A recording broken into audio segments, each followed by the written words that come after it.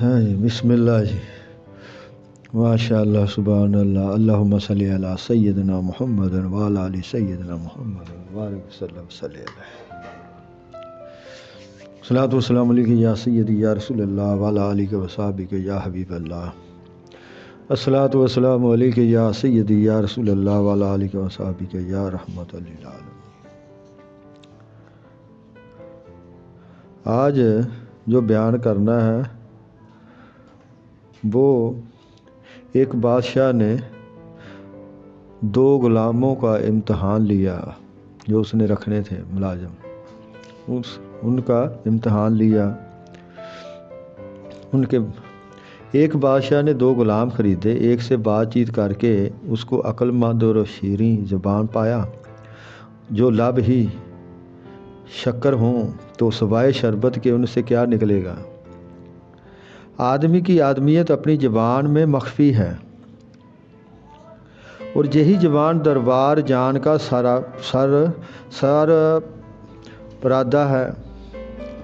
سراپرادہ ہے۔ جب اس غلام کی فراست کا امتحان لے چکا تو دوسرے کو پاس بلایا۔ بادشاہ نے دیکھا کہ اس کے کالے کالے دانت ہیں اور گندا دہن ہے، اگرچہ بادشاہ اس کے بشر کو دیکھ کر نہ خوش ہوا تھا، لیکن اس کی قابلیت و اوصاف کو ٹٹول کرنے لگا۔ پہلے تو اس نے کام میں لگا دیا کہ جا اور نہا دھو کے آ، اور اس دوسرے سے کہا کہ تو اپنی زیرکی بتا، تو اپنے بارے میں بتا کہ تو کیا کرتا رہا اور کیا کر سکتا ہے۔ تو ایک نہیں 100 غلاموں کے مساوی ہے، تو ایک نہیں 100 غلاموں کے مساوی ہے، بادشاہ اسے کہہ رہا ہے۔ تو ویسا نہیں معلوم ہوتا جیسا کہ تیرے ساتھی نے کہا، اور ہمارا دل تجھ سے سرد ہو گیا۔ اس نے تجھے جھوٹا، بدماش، ہجڑا، نامراد اور جانے نہ کیا کیا کہا۔ غلام نے جواب دیا کہ وہ ہمیشہ سچا پایا گیا ہے،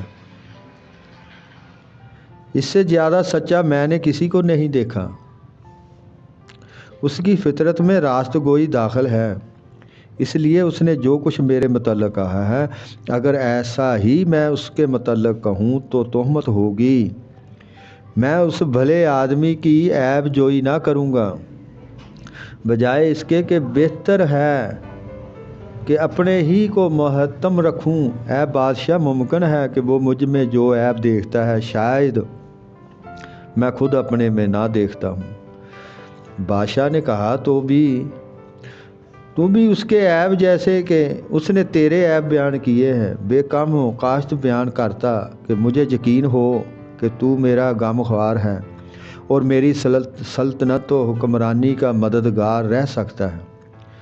غلام نے کہا کہ اے بادشاہ، اس میں مہر و وفا اور مربت و صداقت ہے، اور سب سے بڑھ کر یہ کہ اس میں جواں مردی اور سخاوت ایسی ہے کہ وقت پر جان بھی دے ڈالے۔ چوتھا عیب یہ کہ وہ خود بھی نہیں بلکہ خود ہی اپنا عیب جو ہے، عیب کہنا، عیب تلاش کرنا اگرچہ برا ہے، لیکن وہ سب کے ساتھ نیک اور اپنے ساتھ برا ہے۔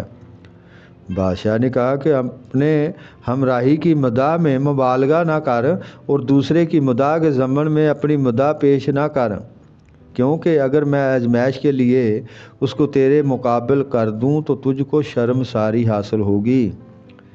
غلام نے کہا نہیں، واللہ میرے ساتھی اور دوست کے اوصاف میرے کہے سے 100 گنا زیادہ ہیں۔ جو کچھ میں اپنے دوست کے متعلق جانتا ہوں، جب مجھے باور نہیں آتا تو میں کیا عرض کروں کہ میرے پاس ایسے الفاظ نہیں کہ میں اس کے بارے میں کیا عرض کروں کہ وہ کتنا اچھا ہے۔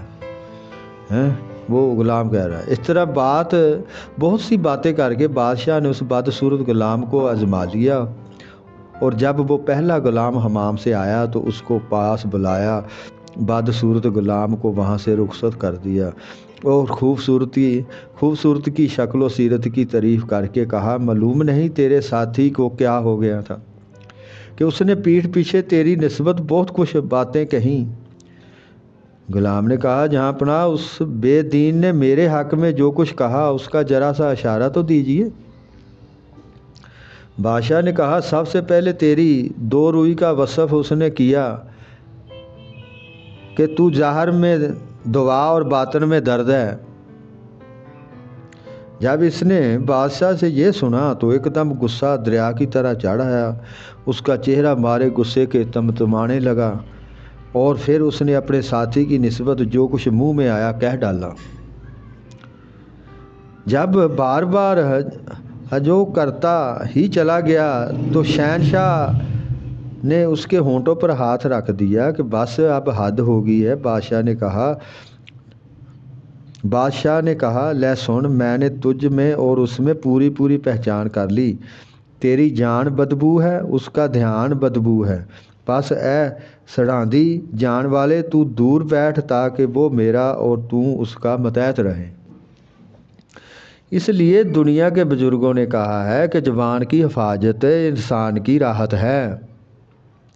حدیث شریف میں آیا ہے کہ ظاہر داری کی تسبیح جب کوکڑی کے اوپر سبزہ جانو یقین کرو کہ یقین کرو کہ اچھی اور بھلی صورت بری خصلتوں کے ساتھ ہرگز قابل قدر نہیں، اور چاہے صورت حقیر اور ناپسندہ ہو، لیکن جب اخلاق اچھے ہوں تو اس کے قدموں پر مر جانا بہتر ہے۔